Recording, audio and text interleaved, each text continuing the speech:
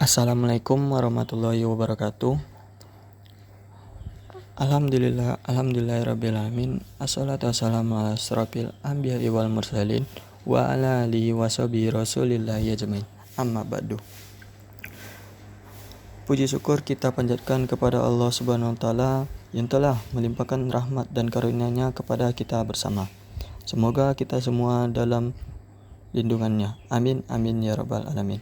Yang saya hormati Ibu Raja Widya Nopci SIKOM MSOC SC sebagai dosen pengampu mata kuliah psikologi.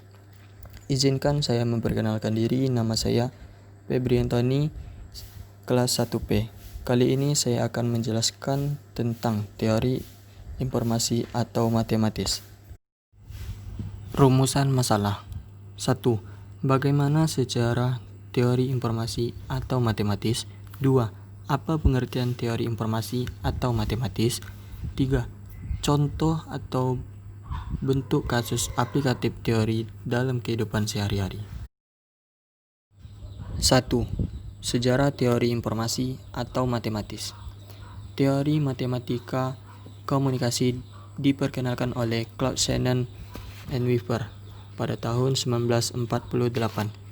Claude Shannon merupakan seorang ahli matematika yang tertarik pada permasalahan dalam komunikasi, terutama dalam teknologi komunikasi. Shannon mencoba mengembangkan bagaimana proses komunikasi yang menyangkut limit atau batas kuantitatif dalam komunikasi media lewat teorinya The Mathematical Theory of Communication. Di dalam teori matematika komunikasi disebutkan bahwa masalah yang paling mendasar dalam komunikasi adalah dalam proses reproduksi atau penyampaian pesan, karena di dalam sebuah pesan pasti terdapat sebuah maksud tertentu.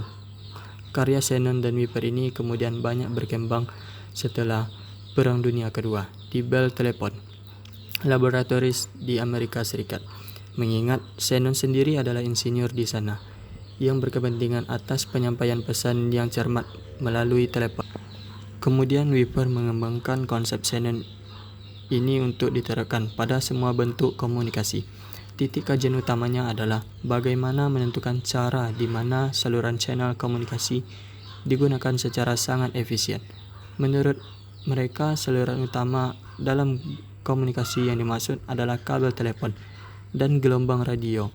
Latar belakang keahlian teknik dan matematik Shannon dan Weaver ini tampak dalam penekanan mereka, misalnya dalam suatu sistem telepon. 2. Pengertian informasi atau matematis. Teori informasi atau matematis adalah komunikasi sebagai transmisi pesan dan bagaimana transmitter menggunakan saluran dan media komunikasi.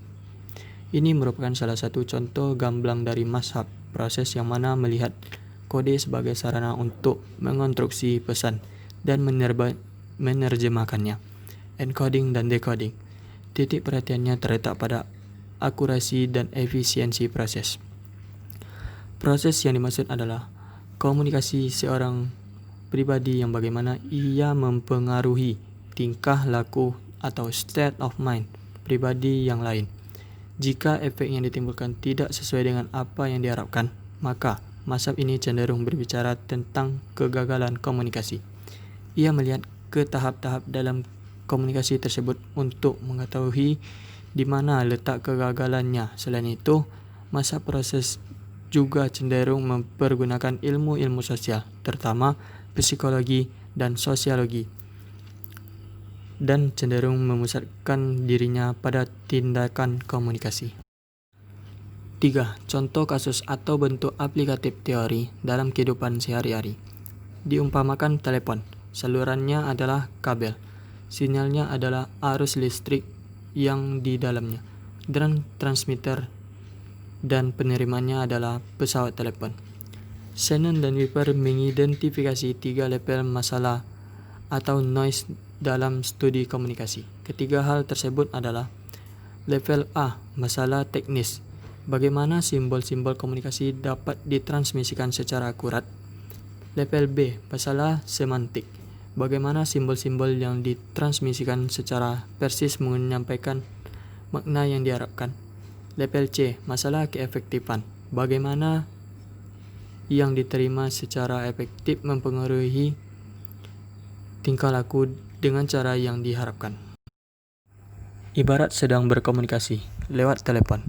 Gangguan teknis adalah tentang apakah telepon kita berfungsi baik atau tidak. Jika telepon yang kita gunakan sinyal tidak jelas atau putus-putus, maka hal ini termasuk ke dalam gangguan noise atau teknis. Pada noise yang kedua, gangguan level semantik adalah sejauh mana kata-kata atau komunikasi yang kita lakukan melalui telepon tadi dapat dipahami atau ditangkap sesuai dengan apa yang dimaksudkan.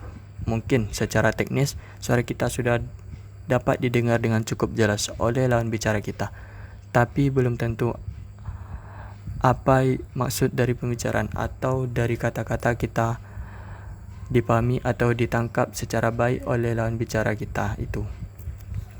Sedangkan pada level yang ketiga, gangguan masalah keefektifan adalah persoalan tentang sejauh mana kata-kata atau komunikasi yang kita lakukan terhadap lawan bicara kita mampu mempengaruhi tingkah laku orang tersebut agar mau melakukan sesuatu dengan kehendak kita. Gangguan pada level ini adalah persoalan behavioral. Pada level ini, komunikasi dilihat oleh Shannon dan Weaver sebagai alat propaganda.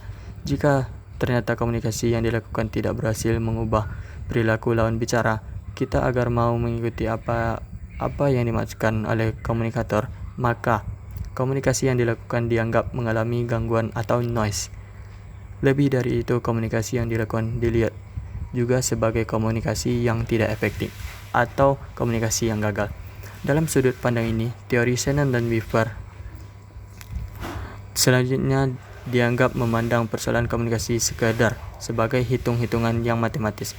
Lebih jauh lagi, komunikasi pada nantinya dibuat sedemikian rupa agar mampu memanipulasi pesan dan saluran guna mencapai level keefektifan komunikasi yang optimal, yaitu mampu mengubah orang lain mengikuti apa-apa yang kita inginkan oleh seorang komunikator. Sekian dari saya, mohon maaf apabila terdapat kekurangan. Terima kasih. Assalamualaikum warahmatullahi wabarakatuh.